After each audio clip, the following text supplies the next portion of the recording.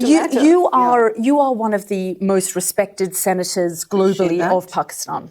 So I want you to focus on the facts and Pakistan's long history. I mean, before the conflict began, I spoke with your defense minister, who admitted to me on air that of Pakistan's long history of backing and training and supporting terror networks.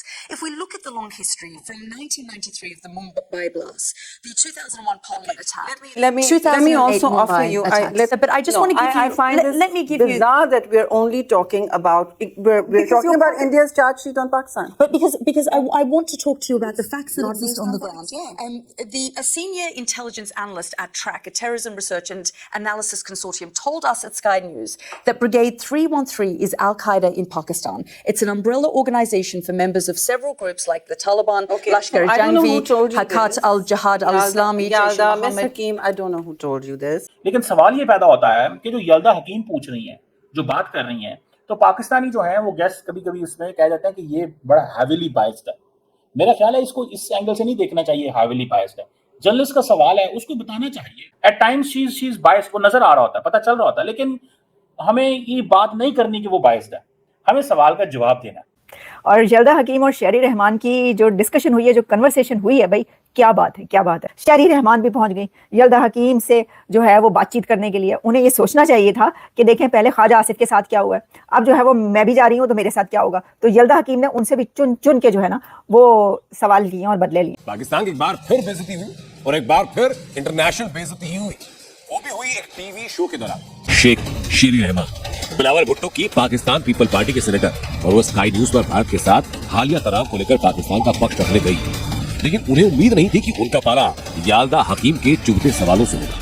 یلدا نے interview کے دوران شیری رحمان سے القاعدہ، brigade 313، Jaish محمد سمیت پاکستان سے چلائے جا رہے آتنکی سنگٹھنوں کو لے کر سوال پوچھے، جن کے سامنے شیری رحمان بے بس نظر. Not in the grey of FATF. Why were you in the grey list? Arrested 3rd. Why were you in the grey list? 2007. Okay, here's where we want. So who is in the grey list? Countries that sponsor terrorism. Be very clear. And the Financial Action Task Force, International Terrorism Financing Watch List, put you there because of the fact that Sajid Mir, for example, the Mumbai attacker plotter, was roaming around. Yes, we are also facing down. We did face down terrorists. اب جی یلدا حکیم نے ان سے یہ کہا، سوال یہ تھا، شیری رحمان نے یہ کہا کہ سارا جو آپ لوگ بات کرتے ہیں وہ پاکستان کے اوپر بات کرتے ہیں کہ جی پاکستان یہ کرتا ہے، پاکستان وہ کرتا ہے، پاکستان نے دہشت گرد پالے ہیں، پاکستان دہشت گردی کرتا ہے. تو بات یہ ہے کہ پاکستان جو ہے وہ اب ایک چینج کنٹری ہے، تو جو انڈیا ہے اس کے اوپر کیوں نہیں آپ بات کرتے؟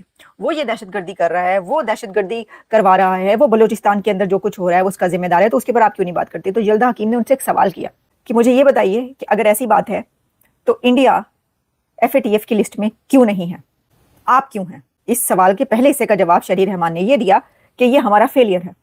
جس پاکستان نے دہشت گرد جماعتوں کو ختم کیا، تم یہ ہمیں کہہ رہی ہو کہ ہم کمپلیسٹ ہیں؟ کہ تم سمپلی کہہ رہی ہو کہ جی وہاں پہ بہاولپور میں جو ہے وہ جہاں پہ حملہ انہوں نے کہا جی مسعود اظہر کی فیملی کے 10 بندے مارے گئے. بھائی مسعود اظہر کی فیملی کے 10 بندے مارے گئے، بٹ دیٹ اس کی فیملی، کیا مسعود اظہر کی فیملی کو یہ حق ہے وہ مر جائے یا وہ ختم ہو جائے دنیا سے کیونکہ وہ مسعود اظہر کی فیملی ہے؟ بھائی مسعود اظہر نے جو کیا مسعود اظہر کو سزا ملے گی، جو کسی اور نے کیا اس کو سزا کیسے مل سکتی ہے؟ آتنکواد پر جب سوال چکے تو شیری رحمان کو کچھ سوچا نہیں اور انہوں نے پاکستان کا پرانا آتنک والا راگ الاپا. ورلڈ ٹی وی پر پاکستان کی بند کو ٹوٹی رہی صحیح کسر پاکستان پیپلز پارٹی کے نیتا بلاول بھٹو نے بھی نکالی. نمسکار دوستو، جے ہند. دوستو، افغانی ودیسی پترکار یلدا حکیم نے پاکستانی منتری شیری رحمان کی ایک لائیو ڈیبیٹ میں ایسی دھلائی کی ہے، شیری رحمان نے سوچتے رہے ہوں گے کہ بھائی میں یہاں کیوں آ گیا، کیونکہ جس طریقے سے یلدا حکیم نے ان کو سوالوں کے بوچھار کر دیا ان کے اوپر کہ بریگیڈ 313 کیا ہے، یہ آزاد مسعود کو آپ کیوں پلے ہیں، آپ FATF کے گرے لسٹ میں کیوں ہیں، ان سب کا سوال دیتے ہوئے شیری رحمان تو تھکی گئی اور ایک ٹائم ایسا آیا کہ وہ لگا کہ وہ ڈیبیٹ چھوڑ کر بھاگ ہی جائیں گے. تو ایسی حالات کر دیا تھا یلدا حکیم نے. آپ اس انٹرویو کو دیکھیے اور اس کو لے کر پاکستان میڈیا کی چیخم چلی کیسی مچ رہی ہے وہ بھی دیکھیے. یلدا حکیم آپ کو پتہ ہے اسکائی نیوز کی بڑی تگڑی قسم کی جرنلسٹ ہیں، اور اکثر سننے میں یہ ملتا ہے کہ وہ پاکستانی جو گیسٹ ہیں ان کو بہت زیادہ ٹف ٹائم دیتی ہے. میرا سوال یہ ہے کہ کیا پاکستانی جو ہیں وہ واقعی اس کے سوالوں کو صحیح جواب دیتے ہیں؟ مثال کے طور پہ اس نے ایک سوال کیا اور سوال یہ تھا کہ جی 313 بریگیڈ کون ہے؟ 313 بریگیڈ. اب وہ ظاہری بات ہے نہیں، ان کو جو شیری رحمان صاحبہ تھی پاکستان کی ایک امپورٹنٹ وائس ہیں، بڑا اچھا بولتی ہیں، بڑا اچھا ان کا ایک موقف ہے، اور लेकिन द इम्पोर्टेंट थिंग इज कि उनको जो ब्रिगेड 313 जो है उन्होंने स्टडी किया था यल्दा हकीम ने कि जी पाकिस्तान के अंदर टेररिस्ट इंसिडेंट्स होते हैं, दहशतगर्द जमातें हैं, ये है वहाँ पे, वो है, फलान है, ढमकान है, ये बातें जो है वो होती हैं।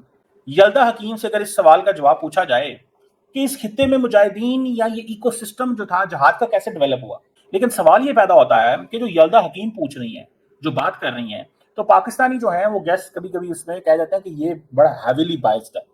मेरा ख्याल है इसको इस एंगल से नहीं देखना चाहिए हैविली बायस्ड है। जर्नलिस्ट का सवाल है, उसको बताना चाहिए eight times she is biased, वो नजर आ रहा होता है, पता चल रहा होता है, लेकिन हमें ये बात नहीं करनी कि वो बायस्ड है, हमें सवाल का जवाब देना है। 313 ब्रिगेड जो है that was band in 2013, Al-Qaeda was banned in 2003 in Pakistan. The 313 brigade was banned in 2013. यल्दा हकीम सवाल किए जा रही है और वो सवाल करती है और आधा सवाल का जवाब भी नहीं होता, फिर सवाल कर लेती है और उसको जारी बात है पीछे उनके रिसर्चर होते हैं, 5-10 रिसर्चर हैं, वो उनको कोई ना कोई डाटा देते रहते हैं। श्री रहमान साहब जारी बात है बीच में थोड़ा गुस्सा कर गई, कई दफा हो जाता है कि वो नहीं वो मूड होता। इनको डील कैसे करना है, इसको पूछना था ये इकोसिस्टम क्या था, उस इकोसिस्टम जो जहादी इकोसिस्टम बना उसके बाद जहादी इकोसिस्टम के बाद कैसे चीजें डेवलप हुई, ये मुजाहिदीन कहाँ गए, जो हिलरी क्लिंटन कहती है कि हमने Wahhabi brand of Islam import किया, ये कहाँ पे सारा सिस्टम चला गया, वो वहीं पे रह गया। उनमें से कोई मुजाहिदीन बन गए, कोई अमेरिका के खिलाफ हो गए, कोई पाकिस्तान के खिलाफ हो गए, और पाकिस्तान 2013 से ज्यादा मुसलसल लड़ रहा है।